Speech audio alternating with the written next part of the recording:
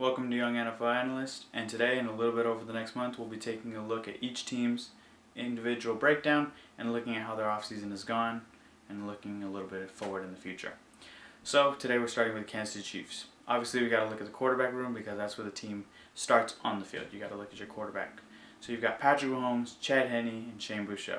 Is quarterback number 3 really the option? I don't believe that the Chiefs should carry 3 quarterbacks, although they might. They did last year after Arizona had some COVID problems, and therefore Shane Buechele was brought onto the roster and carried through the rest of the way. Now I believe that it would be smarter for Kansas City to carry 2 because of how depthful that running back room is. The reason I believe that is because of Clyde Edwards-Helaire, Ronald Jones, Jerick McKinnon would be your 3 running backs, Michael Burton would be your fullback. That's 4 backs. That's what the Chiefs carried last year with different names. Now, I believe that they should carry a guy in Isaiah Pacheco because of the fact that he has special teams ability. They could carry a guy in Derek Gore, who also showed flashes last year and has great potential, but the reason I don't believe that would be the smartest decision is because of the question marks in the special teams department now that McCole Hardman's going to have a bigger role and Byron Pringles left to Chicago. So, that is why I believe Isaiah Pacheco should be running back number 4 and special teams guy number 1. Now we're looking at the receiver room. The receivers, the Chiefs normally carry 6. They could carry 5, but I believe they should carry 6 just as they did last year.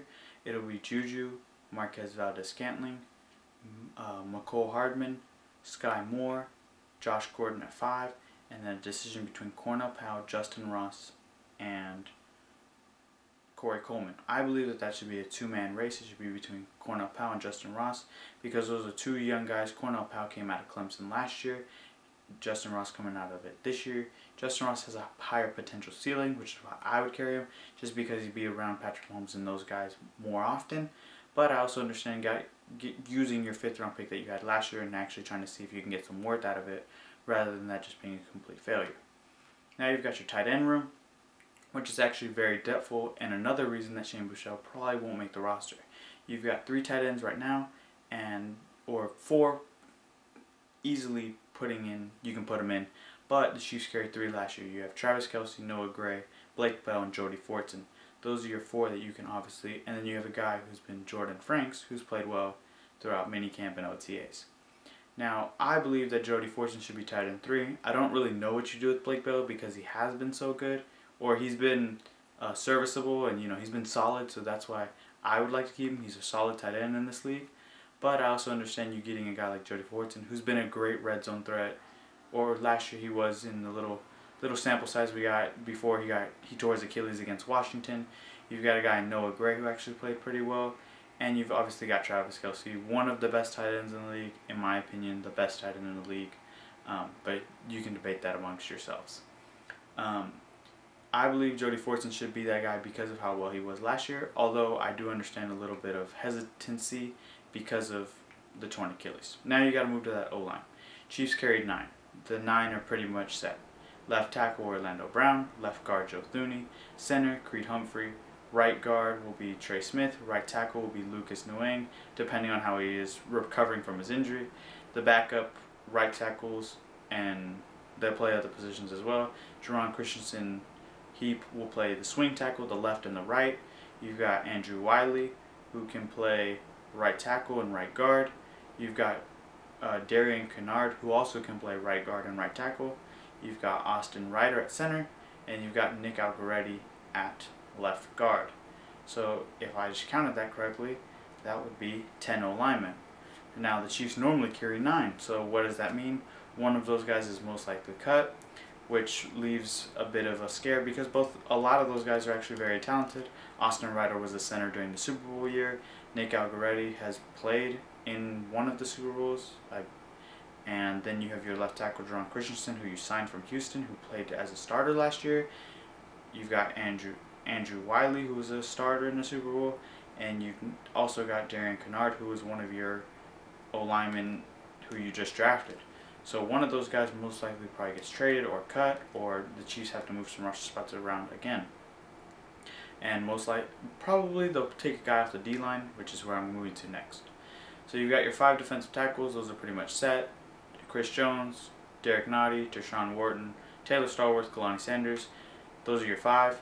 Your defensive ends, that's where it's shaky because there isn't a lot of depth there, although you do want to carry a lot of guys who can get to the quarterback, because the most dangerous guy on the field for a defensive guy is either a guy who can hit the quarterback or the guy who can take the ball away, and a defensive end can do both because he can hit the ball as he gets into the quarterback. That's Frank Clark, George Karlaftis, Michael Diana, Joshua Kindoa, and Malik Herring. Those are most likely your 5 guys. But maybe the Chiefs put 10 linemen and 9 D linemen, which would leave 4 defensive ends. And then you have your linebacker debate, where the Chiefs have another set of guys on the bubble. You've got Nick Bolton, Willie Gay, Leo Chenal, and Jermaine Carter II as your 4 for sure linebackers. And then linebacker number 5 is Elijah Lee, Darius Harris, and Jack Cronkane, the rookie, undrafted rookie. Those are your 3 guys. I think Jack has the most potential, which is, for me, when you're using those roster role spots, I would go with the guy with the most potential, as long as he's willing to play those special teams roles, because those are what these roster bubble guys are going to do. And then you can put him in a position later in his career to become one of those guys who becomes a starter for you. So now we're looking at the secondary as we're moving out into the perimeter of the defense. We've gone from the interior, the D-line, and moved out. So now we've got the corners and safeties. So the Chiefs normally carry a total of 10 of them. They normally carry 5 corners and 5 safeties. This year, I believe that the smarter decision would be to carry 6 corners and 4 safeties. Those guys are L'Jarius Sneed, Trent McDuffie, Rashad Fenton, Lonnie Johnson Jr., Joshua Williams. Those are your 5 corners. Juan Thornhill, Justin Reed, Brian Cook, and Deion Bush are your 4 safeties. So now you're looking at, what would you rather? Your 2 safety options are Zane Anderson, who last year came in during preseason, and after how much buzz had come in during training camp, didn't really show. He really looked like another Daniel Sorensen, which is, not the best thing, but he is a smart guy, so maybe he's become better and is more of a reactionary player, because he seemed as if he was questioning what he should do on those plays. Now you've got a guy like Nazeeh Johnson, who is a 7th round pick this year, and that's going to be the same for another corner, or he's a safety, and the other side is the corner, Jalen Watson, who's also a 7th round pick. And then you've got Luke Barcoo, who's shown really well during OTAs and minicamp, and that's why I would pick him as a 6th corner for the Kansas City Chiefs. And that is where the Chiefs now wrapped up their offense and defense. Kicker, punter, and long snapper will all stay the same. That's Harrison Butker, Tommy Townsend, and James Winchester. That is why I believe that the Chiefs have a great special teams, because it has stayed consistent for the past 3 years now.